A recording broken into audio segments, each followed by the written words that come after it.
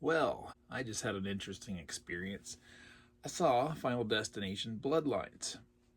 Now, what makes this interesting experience for me is that I haven't seen a Final Destination film since part 2 when it was new. So I have a 3 film gap.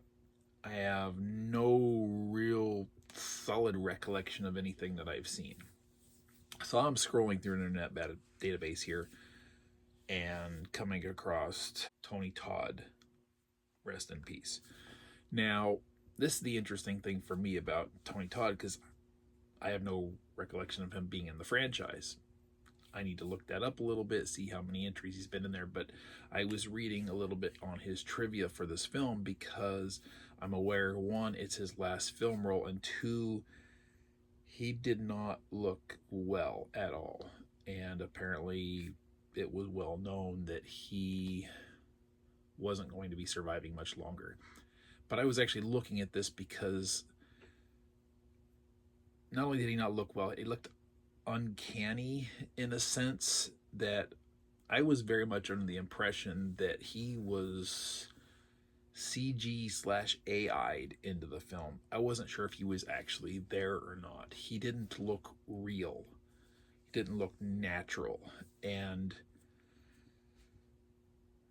that was off-putting for me. I mean, I'm being sensitive to what I know already as I'm watching this film, what he is going through as a person. I knowing that this was his last film role, that he didn't survive much longer after this, I'm afraid. But from a film watching perspective, I'm also looking at him as like, is he actually there?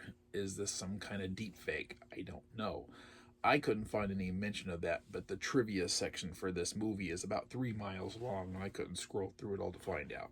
So he was apparently in previous films. I don't know how many. I only saw the first 2. Don't remember him being in there. Okay. Small role, but he's present, and apparently he has a legacy existence in this franchise. Final Destination Bloodlines, new movie, hour and 50 minutes long, just pushing 2 hours. It feels it. This is co-directed by Zach Lipovsky and Adam B. Stein. I don't know these men. It has 3 writers. Okay. Not saying any of that's bad. The movie as a whole, I will say I had a good time with it. It's fun. It's silly. You're going to laugh and you're going to cringe. If you want to go to a movie and laugh at some just really over-the-top, goofy deaths, disasters, kills, whatever, okay, boom, you're going to get that. If you're going to this movie wanting to cringe and just get to the heebie-jeebies and the Saw kind of way, you're going to get some of that too. So, okay, all great and solid. Good time. That being said, I had some issues. First and foremost, the general premise for this film doesn't work for me. Now, of course, I have to preface that saying, but I don't know the history of this franchise after the first 2. I don't know how seriously it tends to take itself.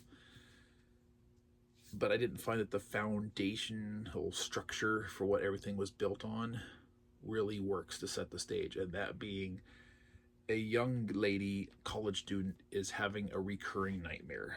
And it's starting to affect her life in every regard. It comes to pass that she discovers that this recurring nightmare is somehow a vision that her grandmother from 50 years ago had that she utilized to save a bunch of lives from a disaster. Okay, that's cool that happened.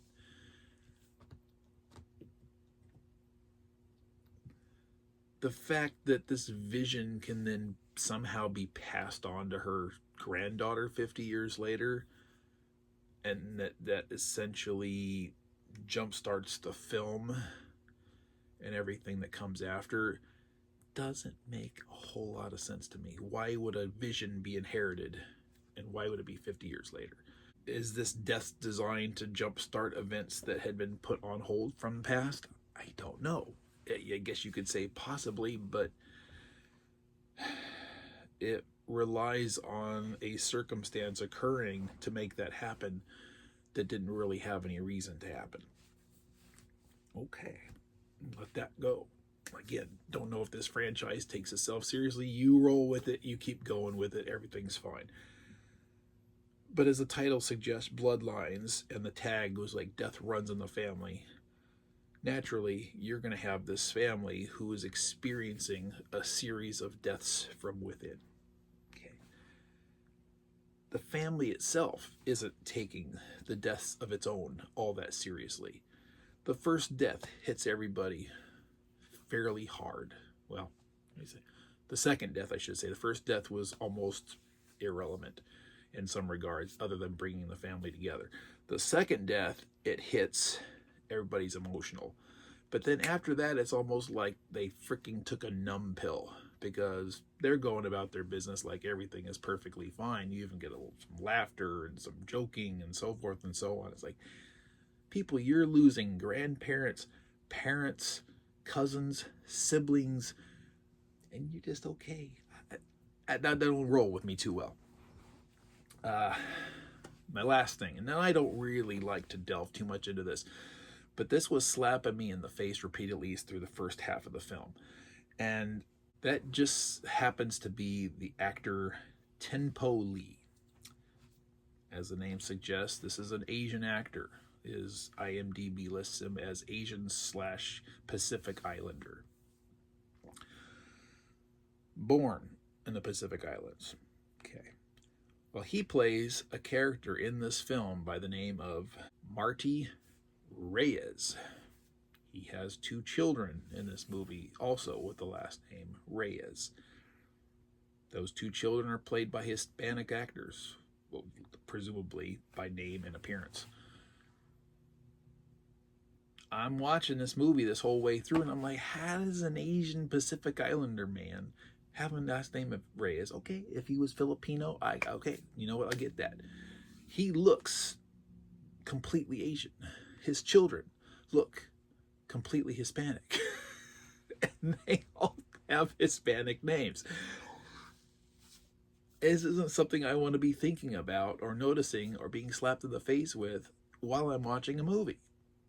I shouldn't have to be thinking about these things. It shouldn't be grabbing me and shaking me out of the suspension of disbelief for the rest of it, which you're already in outlandish situations. So, again, while I had a good time with it, I had fun, I laughed, I cringed, some good stuff, visual sequences and all. These stupid little things that were peppered in there kept me from immersing myself in the overall experience without having to think about any of it. They were so blatant that they were just like, boom, boom, boom. Hey, look like sparkling lights in front of your eyes the whole time. That took something away from me. As far as giving it some dumb recommendation, I will say I will mostly recommend it just in the sense that a lot of people may not be as sensitive to these issues as I am. Admittedly, a lot of things jump out at me when I'm watching a movie that most people don't even register unless I have a conversation with them. They're like, oh, well, yeah, I never saw that or never thought about it. Well, it's all instinctive sometimes, right? So you're not even trying to consciously be aware of it. But anyway, have you seen Final Destination Bloodlines? If so, word box. Let me know what you think about it. Are you going to see it? You have anything in response to say what I said? Do you want to say hi to Buddy while he's sleeping here? Whatever you want. Word box. Thanks for joining me. I'll see you in the next video. Bye-bye.